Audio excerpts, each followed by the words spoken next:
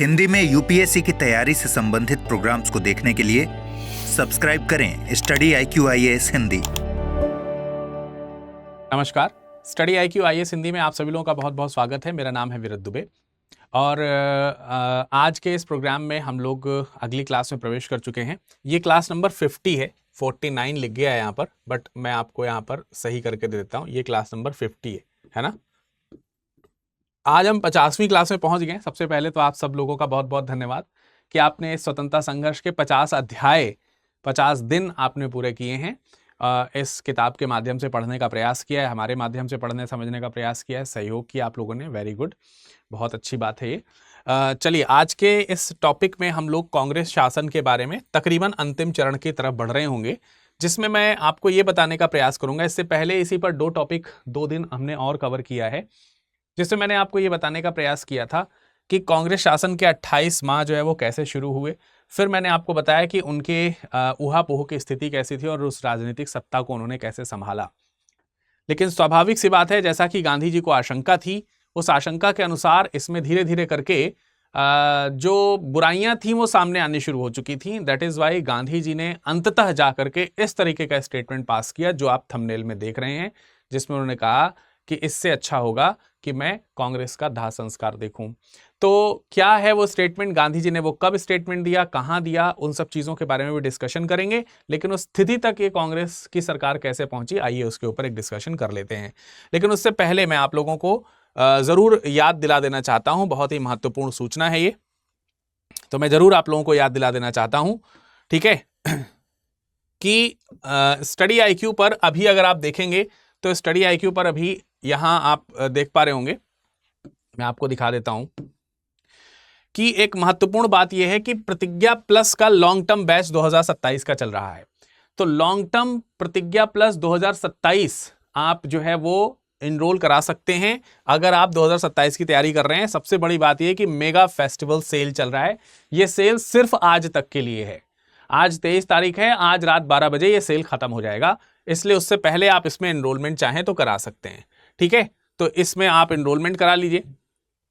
और मैं आप लोगों को बताना चाहता हूं कुछ और भी चीजें, जैसे कि अगर आप 2026 की तैयारी कर रहे हैं तो उसमें भी ये मेगा फेस्टिवल सेल का आज अंतिम दिन है। 23 अक्टूबर तक ये चल रहा था। बैच जस्ट अभी शुरू हुआ है, तो बैच के स्टार्ट होने में आपको परेशान नहीं होना है, जस्ट अभी स्टार्ट ही हुआ है बैच। तो बैच आप यहां पर सेलेक्ट कर लीजिए। कोड आपको विरत लाइव ही लगाना है, चाहे जो हो जाए, आपको कोड विरत लाइव ही लगाना है, तभी ये मैक्सिमम डिस्काउंट मिलेगा। कोई कह दे कि हम आपकी तरफ से एडमिशन करा दे रहे हैं, एनरोलमेंट करा दे रहे हैं, तो आपको बोलना है कि हम कोड मैं ही लगाऊंगा। कोड आपको अपना खुद लगाना है, ठीक है। बाकी सारी चीजें कोई भी कुछ भी कर दे तो कोई फर्क नहीं पड़ता, लेकिन आपको अपना कोड खुद लगाना है। कहां लगाना है, ये इतनी तो आपके पास में अवेयरनेस होनी चाहिए भाई, आप यूपीएससी की तैयारी करने जा रहे हैं, है ना। 2026 का ये बैच लेना है आपको, तो इसमें आप एनरोल हो सकते हैं। बिल्कुल बढ़िया बैच है ये, आप इसमें अभी जुड़ सकते हैं। इसके अलावा इन 2 बैचेस को अगर आप लेते हैं तो इसमें आपको किसी भी प्रकार से कुछ भी और परचेज करने की आवश्यकता नहीं है, सिवाय ऑप्शनल सब्जेक्ट के।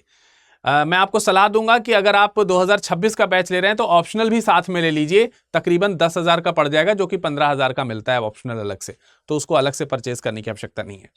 बहरहाल, पुस्तकों के अगर हम बात करें, सिर्फ आप किताबें लेना चाहते हैं, आप बैच नहीं लेना चाहते हैं, तो आप किताबें भी ले सकते हैं। इसमें भी आपको विरत लाइव कोड का इस्तेमाल करना होगा, ठीक है। यहां पर यूज कोड में भी आपको, जो मेरा ये कोड है ना, ये कोड आपको यही लगाना है, विरत लाइव वाला। ये वाला जो कोड है, मेरा कोड विरत लाइव ही है, तो हर जगह आप विरत लाइव कोड ही लगाएंगे। इंग्लिश और हिंदी दोनों में ये सेट ऑफ 5 जो हैं वो NCERT की बुक्स हैं, ये अवेलेबल हैं। इसके अलावा 18 किताबों का सेट लेना चाहते हैं NCERT का, तो उसमें भी विरत लाइव कोड का इस्तेमाल करके आप ये NCERT की किताबें ले सकते हैं। इस पे भी सेल का ऑफर चल रहा है आज ही तक के लिए। और साथ ही साथ अगर आप सिलेक्शन बॉक्स लेना चाहते हैं, जिसमें 26 एलिमेंट है किताबों के अलावा, तो आप इस बॉक्स को भी परचेज कर सकते हो। इसमें भी विरत लाइव कोड का इस्तेमाल कर सकोगे आप। मेगा फेस्टिवल सेल चल रहा है, ये भी सिर्फ आज के लिए है। तो चलिए अपनी क्लास शुरू कर लेते हैं, और अपनी क्लास की शुरुआत में मैं आपको यहां से बताना चाहूंगा। चलिए देखिए, मैंने आपको बताया कि कांग्रेस के मंत्रिमंडल बने, है ना। मैंने आपको बताया कि कांग्रेस के मंत्रिमंडल जो है वो बने। तो जो कांग्रेस के मंत्रिमंडल बने हैं दोस्तों, एक मिनट रुक जाइए, ठीक है। तो जो कांग्रेस के मंत्रिमंडल जो बने हुए हैं, उन कांग्रेस के मंत्रिमंडलों की अगर हम बात करें तो कुछ जगहों पर उन्होंने सही से काम किया और कुछ जगहों पर सही से काम नहीं किया। तो अब ये एक ऐसी स्थिति आ गई है कि कांग्रेस मंत्रिमंडल को अगर हम देखें, एक ऐसी स्थिति आ गई है कि कांग्रेस मंत्रिमंडल को अगर हम देखें तो गांधी जी का ये मानना है कि कांग्रेस ने जो ये स्टेप लिया है कि हम मंत्रिमंडल बनाएंगे, चीज़ों को फॉलोअप करवाएंगे, चीज़ें ठीक करवाएं, सरकार में रह करके सरकारी खामियां जो है उसको दूर करने का प्रयास करेंगे और जनता का सपोर्ट करेंगे, आंदोलन जहां चलाया जा सकता है वहां चला लेंगे। तो गांधी जी का ऐसा मानना है कि कांग्रेस मंत्रिमंडल जो है बनाने का जो प्रयास उसने किया है, उसकी जो ये पॉलिसी रही है, ये स्वयं कांग्रेस को ही संकट की ओर ले जा रही है। उसका कारण उन्होंने बताया। एक्चुअली हुआ ये कि ये दिखाने का प्रयास किया गया, गांधी जी को भी ये समझाने का प्रयास किया गया कांग्रेस के मंत्रिमंडल की तरफ से कि हम लोग जो है जैसा आंदोलन चलाते थे वैसा आंदोलन चलाते रहेंगे, क्योंकि औपनिवेशिक सरकार तो अभी भी है। सरकार के खिलाफ जो हमें काम करना है वो हम करेंगे सरकार में रहते हुए। तो ऐसे में कभी कभी जो है वो आंदोलन होते थे। अब मैंने आप लोगों को बताया है कि भाई अगर आंदोलन होंगे तो औपनिवेशिक सरकार अब चुप बैठने वाली तो है नहीं। औपनिवेशिक सरकार धीरे धीरे क्या करेगी, उसका दमन करने का प्रयास करेगी। अब ये कॉम्प्लेक्सिटी आपको समझनी है कि जिस औपनिवेशिक सरकार के द्वारा दमन किया जाना है वो दमन करेगी किससे? या तो वो पुलिस का प्रयोग करेगी या वो सेना का प्रयोग करेगी। पुलिस या फिर सेना, जिसको हम लोग बल कहते हैं, बल प्रयोग करेगी। बल प्रयोग, अगर औपनिवेशिक सरकार बल प्रयोग करेगी तो इसी औपनिवेशिक सरकार का हिस्सा कांग्रेस की सरकार अब राज्यों में आपको दिख रही है। तो वैसी चीज वहां पर भी आपको देखने को मिलेगी, भाई इसी औपनिवेशिक सरकार का वो भी हिस्सा हो रही है। तो कई बार नैतिक अनैतिक दबाव सरकार के ऊपर आता है। तो जहां कहीं आंदोलन उग्र हो रहे हैं, तो अब जो बाहरी आंदोलन हो रहे हैं उसको जब दबाया जा रहा है तो ये आंदोलन उग्र हो जा रहे हैं। और जब आंदोलन उग्र हो रहे हैं तो गांधी जी हैं जो भले ही इस आंदोलन में शामिल नहीं हैं, लेकिन वो अपने जीते जी ये नहीं चाहते कि भारत में कोई भी आंदोलन हो और वो हिंसात्मक आंदोलन हो। हिंसात्मक जो आंदोलन होगा उसका वो क्या करेंगे, उसका वो विरोध करेंगे ही करेंगे। और अगर उसमें कोई ये समझाने का प्रयास करेगा कि आंदोलन की ये मांग है उग्रता, तो ये तो उन्हें बिल्कुल भी गवारा नहीं है, उसे एक्सेप्ट तो वो नहीं करेंगे। बड़ा ऑब्वियस सी बात है। ठीक है, फिर देखिए, शुरुआत में कांग्रेस को पुलिस और सेना की सलाह लेने के लिए मना किया था। इसीलिए मना किया था, आपको याद है पिछली क्लास में मैंने आपको बताया था कि गांधी जी ने पुलिस और सेना का प्रयोग के बगैर भी सरकार चल सकती है, इस चीज को दिखाने का कांग्रेस के पास में सुअवसर है। जब हम लोग आंदोलन करते हैं, भारत की तरफ से आंदोलन करते हैं, सरकार उसका दमन करती है। सरकार ये बताती है कि यहां पर उपद्रव होने लगा था, शांति की स्थितियां जो है वो खराब होने लगी थी, इस वजह से सेना और बल का प्रयोग करना पड़ा। अब आप सरकार में हैं, आपके होते हुए भी आंदोलन तो चलेगा ही, क्योंकि औपनिवेशिक सरकार है, उससे तो मांग रखनी ही रखनी है। तो अब आपके पास में एक मौका है सरकार को यह दिखाने का कि आप भी ये काम कर सकते हैं या कर सकते थे। दूसरा, अगर कांग्रेस ने बिना बल प्रयोग के सरकार चलानी दिखा दी तो जो मान सम्मान अभी कांग्रेस का है वो मान सम्मान और बढ़ेगा, घटेगा नहीं, वो मान सम्मान और ज्यादा बढ़ जाएगा। तो ये पूरी तरीके से मौका कांग्रेस के पास है। ये चीज उन्होंने पहले ही बताई थी, लेकिन पूर्णतः कांग्रेस ऐसा कर पाने में हर जगह सफल हुई हो ऐसा भी नहीं दिख रहा है। कई जगहों पर इस आंदोलन को जगाए रखने के लिए लोगों ने उग्र भाषण किए, उग्रतापूर्वक लेख लिखे। गांधी जी ने कहा कि अपने आंदोलन को उग्र स्थिति में ले जाने का यह तरीका नहीं होना चाहिए कि हम भाषण उग्र करें या ऐसा लेखन लिखें जिससे कि उग्रता हो। अगर उग्रता होगी तो सरकार दमन का चक्र चलाएगी, सरकार दमन का चक्र चलाएगी तो कांग्रेस के सामने ऊहापोह की स्थिति निस्संदेह आएगी। उसे यह तय करना होगा कि अब वो क्या करे। फिर भी मैं ये चाहूंगा कि कांग्रेस जो है वो किसी भी तरीके से बल का प्रयोग नहीं करे, क्योंकि उसके अपने लोग हैं। लेकिन ये तो डिसाइड कांग्रेस को करना पड़ेगा ना कि अगर ऐसी चीजें होती हैं तो क्या करना है। अब आप सोच रहे होंगे कि आखिर ये उग्रतापूर्वक आंदोलन को उकसा कौन रहा है, कौन आगे लेकर के आने का प्रयास कर रहा है, कौन हिंसात्मक आंदोलन को भी कई जगहों पर ठीक मानने का प्रयास कर रहा है। तो आप जो है देखेंगे कि कई सारे जो वामपंथी आंदोलन हैं वो कहीं ना कहीं इसको मोटिवेट करते हुए दिखाई दे रहे हैं। ठीक है, जो राष्ट्रवादी बनने का प्रयास कर रहे हैं, उस समय सफल असफल का एक मिक्सचर टाइप का वहां पर चल रहा है, सफलता और असफलता का, उसको लेकर के चलने का प्रयास कर रहे हैं और वो भी अपना एक स्थिति मजबूत करने का प्रयास चल रहा है। तो विरोध प्रदर्शन के लिए आप जो ये आंदोलन करते हो, आप जो ये लेखन लिखते हो, उग्र भाषण करते हो, ये दिखाना कि ये हिंसात्मक आंदोलन जो है वो कहीं ना कहीं आंदोलन का एक जुझारू रूप है, ये जुझारू रूप से वो बहुत चिंतित हैं, गांधी जी बहुत चिंतित हैं। अब देखिए क्या होगा, इसकी वजह से आंदोलन जब इस तरीके का चलेगा तो सरकार कानून व्यवस्था का उपयोग करेगी। कानून व्यवस्था के उपयोग इस प्रकार से करेगी कि कानून व्यवस्था बनी रहे, इसलिए बल प्रयोग होगा। उपनिवेशी कानून जो इस संदर्भ में बनाए गए हैं, उन उपनिवेशी कानूनों का प्रयोग करना पड़ेगा। और ना गांधी जी ना तो इस प्रकार के कानूनी व्यवस्था को आगे बढ़ने देना चाहते हैं, ना ही उस कानूनी व्यवस्था के अंदर प्रयोग किए जाने वाले बल प्रयोग को वो आगे बढ़ने देना चाहते हैं। निस्संदेह वो इस चीज का भी विरोध कर रहे हैं।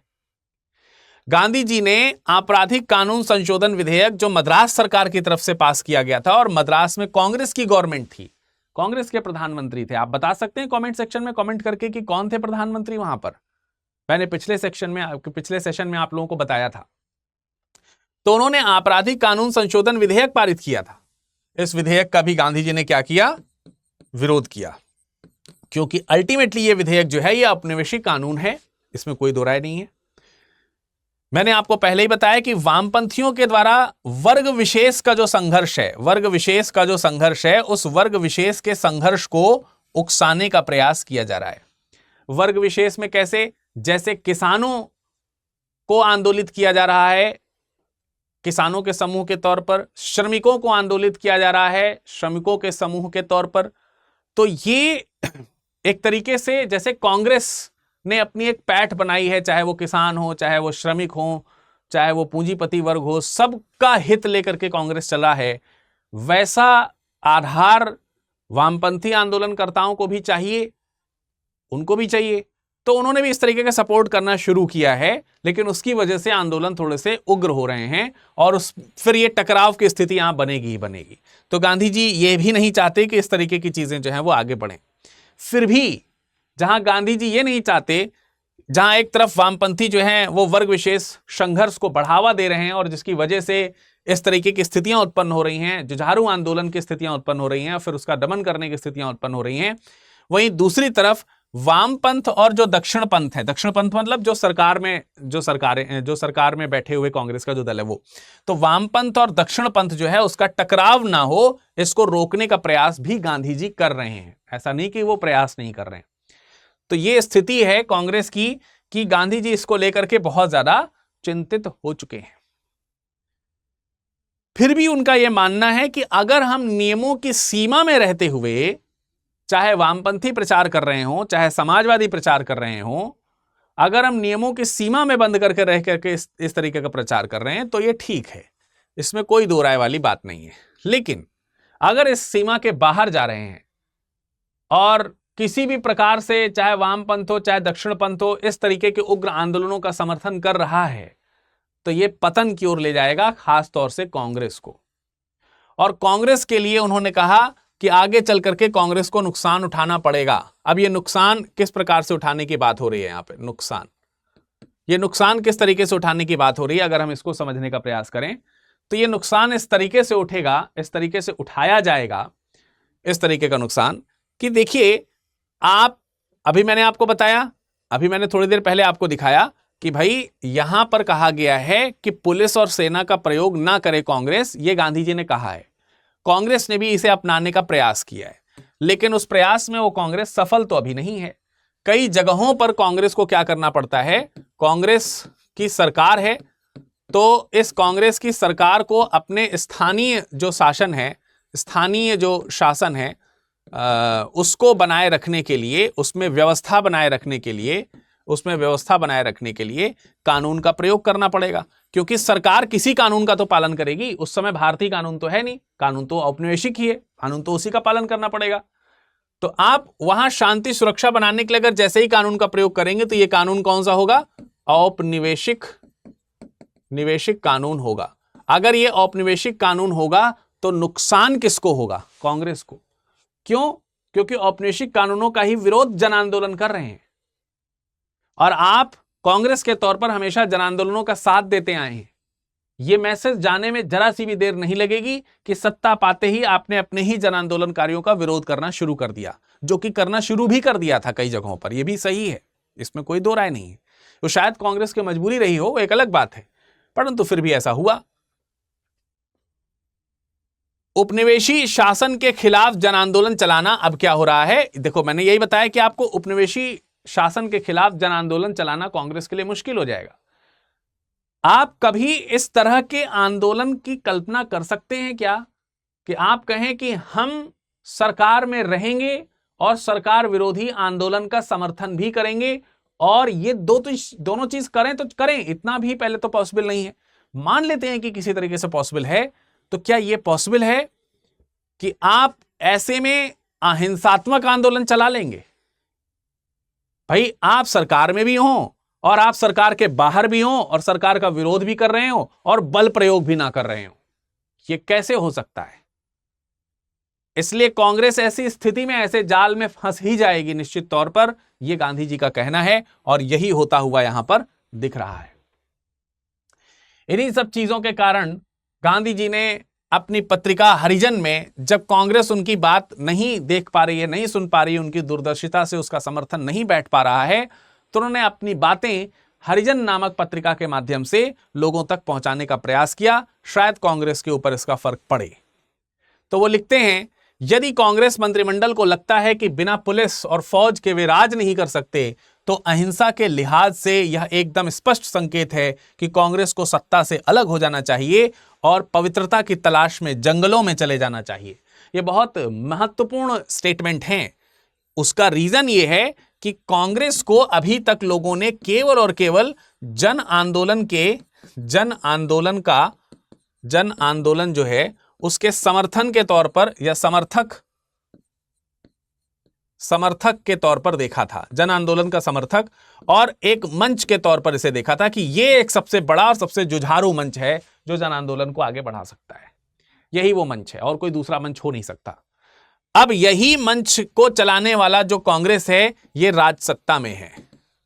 अब राजसत्ता में धारित होने वाला यह कांग्रेस अपने ही जन आंदोलन को कैसे कुचलने के लिए मजबूर हो रहा है, और अगर हो रहा है तो लोग उसके ऊपर भरोसा कैसे करेंगे? इसलिए गांधी जी कह रहे हैं कि अगर आप नहीं चला पा रहे हैं, अगर कांग्रेस तर्क दे रही है कि भाई कानून में है तो कानून का तो पालन करना पड़ेगा, कम से कम करेंगे लेकिन करना पड़ेगा।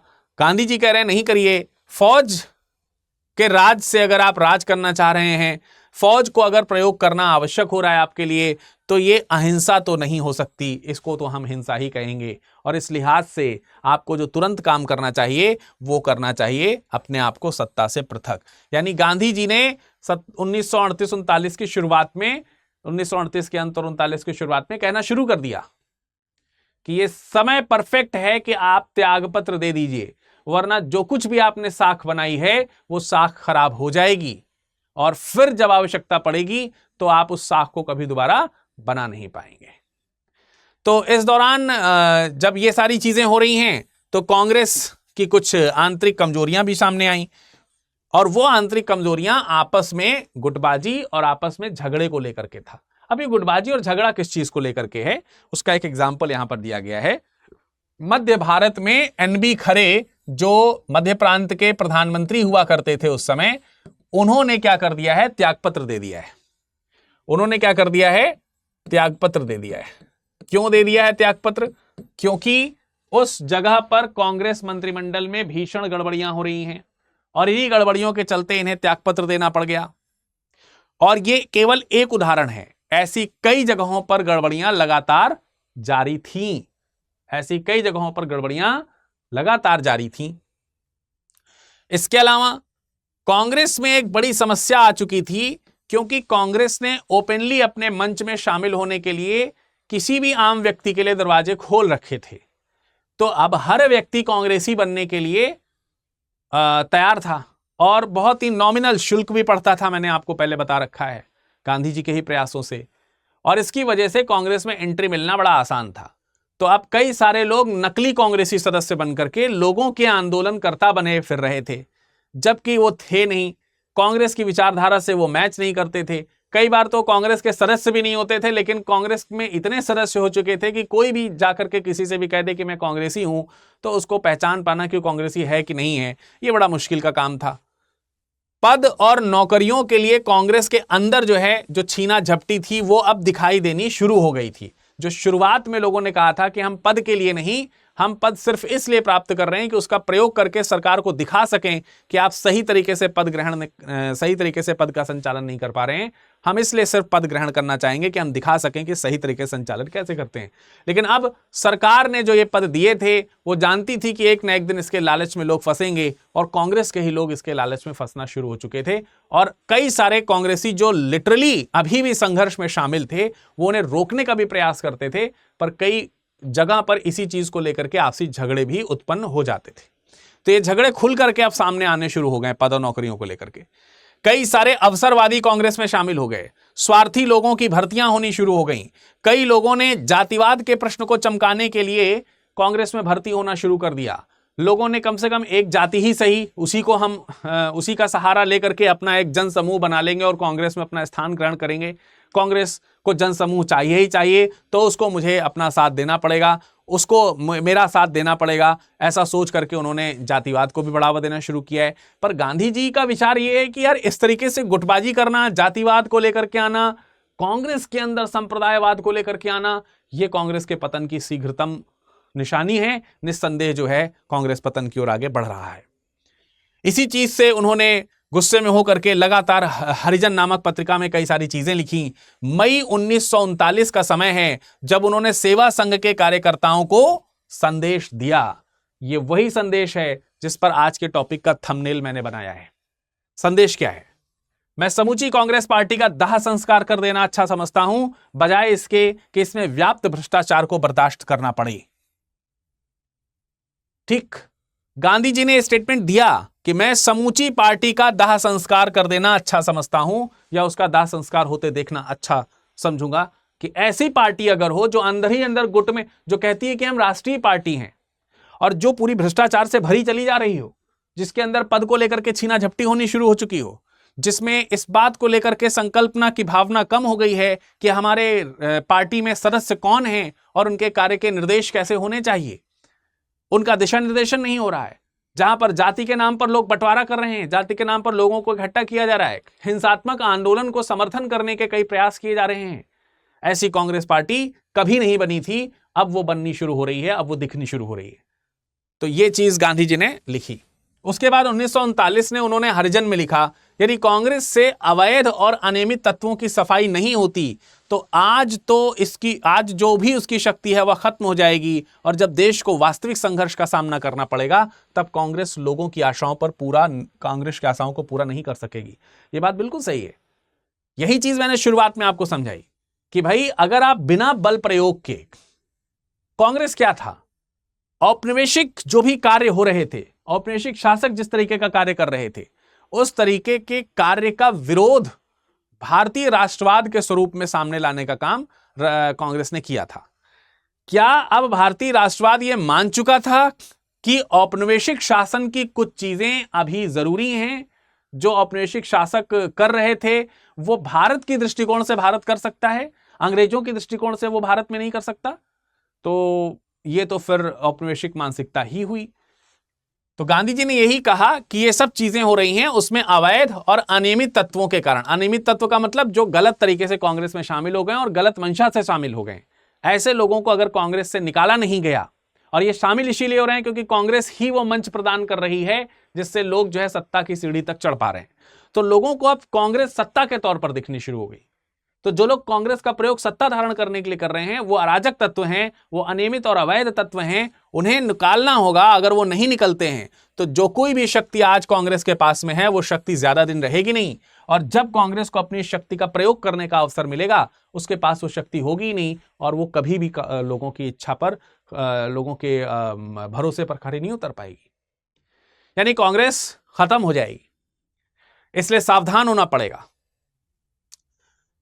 गांधी जी ने यह स्पष्ट संदेश दे दिया कि अब वो समय आ चुका है कि जब आंदोलन नहीं चल रहा है तो समय यह है कि आंदोलन की तरफ बढ़ा जाए, समय यह है कि हम सत्ता के मोह से अब बाहर निकलें। चलो आपको करके देखना था। आप शुरुआत में कांग्रेस क्या कह रहा था? शुरुआत में कांग्रेस का कहना था कि तभी तो सरकार से समझौता हुआ था कि चलो करके देख लेते हैं, क्योंकि एक लंबा आंदोलन चला था, सरकार से तो बात करनी पड़ेगी, हम ऐसे मतलब हिंसा भी नहीं करना चाहते, सरकार को भगाना मतलब कैसे भी भगाएंगे, क्या करेंगे फिर? तो सरकार जो रख रही है मार्ग तो उसको रख करके देख लिया जाए कि आप भी आकर के सरकार में देख लीजिए। उसने मार्ग रखा तो आपने समझौते के तौर पे अपने शासन को वहां पर चलाया। आपने देखा कि नहीं चल पा रहा है, आपने देखा कि औपनिवेशिक शासन जड़ से खत्म होना आवश्यक है, अदरवाइज इसका प्रयोग बार बार करना पड़ेगा तो फिर आंदोलन और आंदोलनकर्ताओं और कांग्रेस के बीच में टकराव बढ़ेगा। तो गांधी जी ने स्पष्ट कहा कि अब ये सत्ता छोड़ने का समय है, अब इसे छोड़ देना चाहिए, छोड़ देना चाहिए, बिल्कुल छोड़ देना चाहिए। और अब सत्याग्रह फिर से करने की तैयारी करनी चाहिए। अगले सत्याग्रह कैसा होगा उसके ऊपर डिस्कशन करना शुरू कर देना चाहिए। जवाहरलाल नेहरू जी को भी ऐसा महसूस होना शुरू हो गया। जवाहरलाल नेहरू ने निराशाजनक शब्दों में इस बात को कहा कि अब यह कांग्रेस वो कांग्रेस नहीं रही, इसके अंदर से रचनात्मकता खत्म हो गई है, ये जातिवाद को बढ़ावा दे रही है। हम तो जातिवाद को खत्म करने का प्रयास करते थे, हम तो छुआछूत को खत्म करने का प्रयास करते थे, हम तो लोगों को शिक्षित करने का प्रयास कर रहे हैं, हम तो अहिंसात्मक आंदोलन चलाने की बात कर रहे हैं। लगता है कि कांग्रेस से सारी चीजें खत्म हो गई। ये कांग्रेस अब वो कांग्रेस नहीं रहा। ये कांग्रेस औपनिवेशिक सरकार के रूप में ढलना शुरू हो चुका है। इतना तो फिर भी ठीक है, बर्दाश्त करने की हद तो तब खत्म हो जाती है जब ये आपस में पदों की छीना झपटी करते हुए दिखाई देते हैं। कांग्रेस के नैतिक पतन के राह पर कांग्रेस चलना शुरू कर दे रही है, कांग्रेस के सदस्यों में एकजुटता नहीं दिख रही। ये चीज उन्होंने खुद गांधी जी से कही और गांधी जी तो पहले से ये चीजें कह रहे। तो दो बड़े शीर्ष नेता हुए जो इस बात से सहमत होना शुरू हो गए कि कांग्रेस जो है वो गलत दिशा में। इसी बीच अक्टूबर 1939 में सेकेंड वर्ल्ड वॉर जब शुरू हुआ, अक्टूबर 39 में नहीं, मतलब अक्टूबर 1939 में कांग्रेस ने त्यागपत्र दिया। त्यागपत्र जो है कांग्रेस मंत्रिमंडल ने दे दिया सभी जगहों से। लेकिन कांग्रेस मंत्रिमंडल के त्यागपत्र देने का जो कारण है वो कारण है द्वितीय विश्व युद्ध, सेकेंड वर्ल्ड वॉर। कारण क्या है? द्वितीय विश्व युद्ध, सेकेंड वर्ल्ड वॉर इसका कारण है। और जो द्वितीय विश्व युद्ध कारण है अक्टूबर 1939 में इस चीज को शुरू करने का, उस कारण के उसमें यह था कि सेकेंड वर्ल्ड वॉर में कांग्रेस से बगैर पूछे, भारतीयों से बगैर पूछे, भारतीय जनसमूह से बगैर पूछे ब्रिटिश भारत ने यह डिक्लेयर कर दिया था कि सेकेंड वर्ल्ड वॉर में हम ब्रिटिश इंडिया की तरफ से इंक्लूडेड हैं, इन्वॉल्व्ड हैं, और भारत ने इसकी सहमति नहीं जताई थी। यानी भारतीय जो पक्षकार हैं, कांग्रेस जो है, उस सब ने इस चीज की सहमति हमसे पूछा नहीं, ऐसे कैसे शामिल हो गए? इसका मतलब मंत्रिमंडल में रह करके भी हम मंत्रिमंडल में नहीं हैं। इतना इग्नोरेंस, और पीछे जो चीजें हो रही थी वो तो थी ही। तो तुरंत इन सब चीजों को ध्यान में रखते हुए कांग्रेस ने त्यागपत्र दे दिया। कांग्रेस ने त्यागपत्र देने के पीछे जो भी कारण बताया हो, लेकिन गांधी जी जो हैं इस बात का स्वागत कर रहे हैं कि आखिरकार कांग्रेस मंत्रिमंडल ने त्यागपत्र दिया।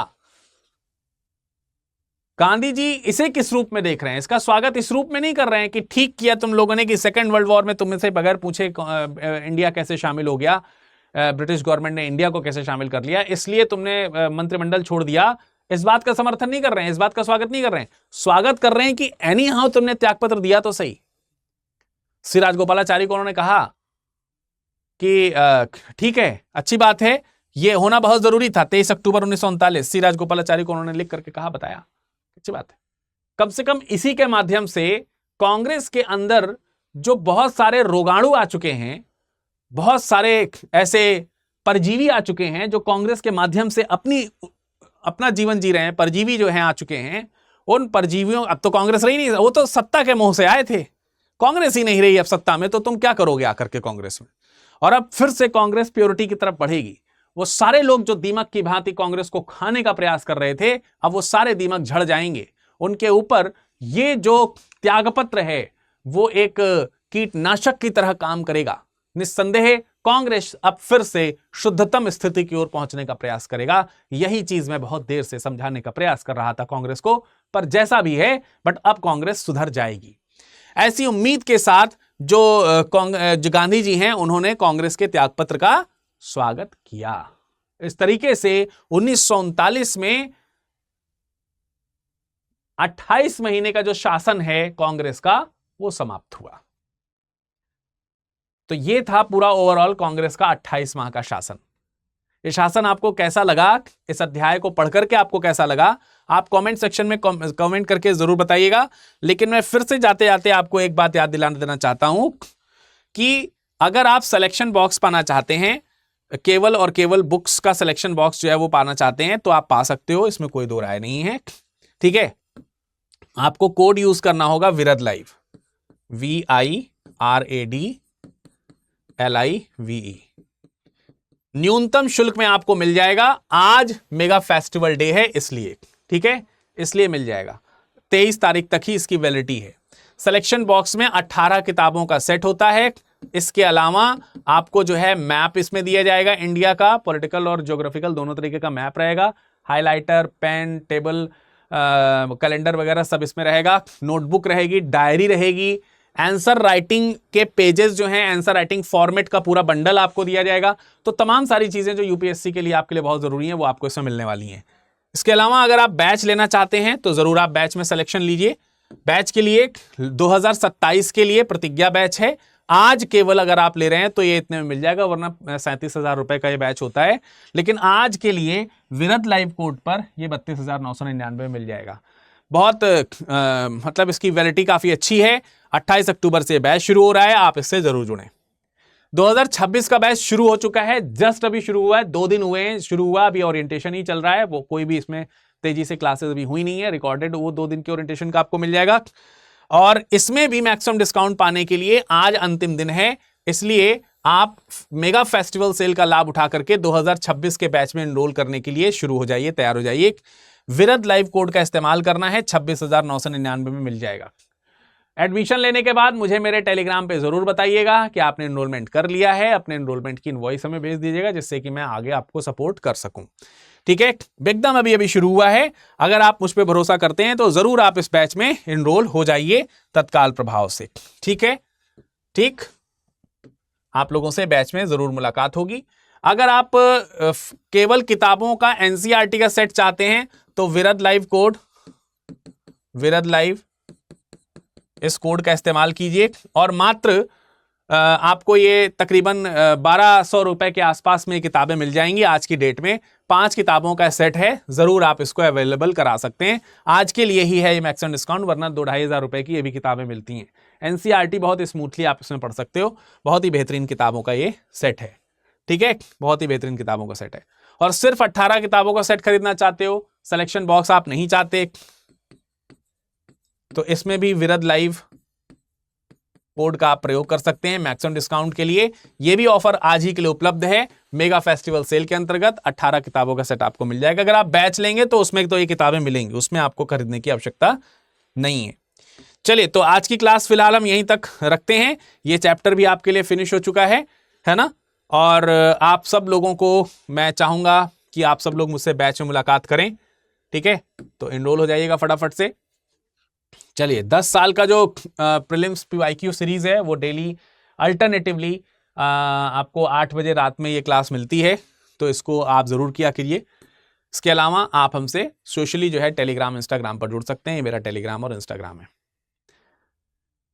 इस बैच को इस सेशन को देखने के लिए आपका बहुत बहुत शुक्रिया, धन्यवाद। हिंदी में यूपीएससी की तैयारी से संबंधित प्रोग्राम्स को देखने के लिए सब्सक्राइब करें स्टडी IQ IAS हिंदी।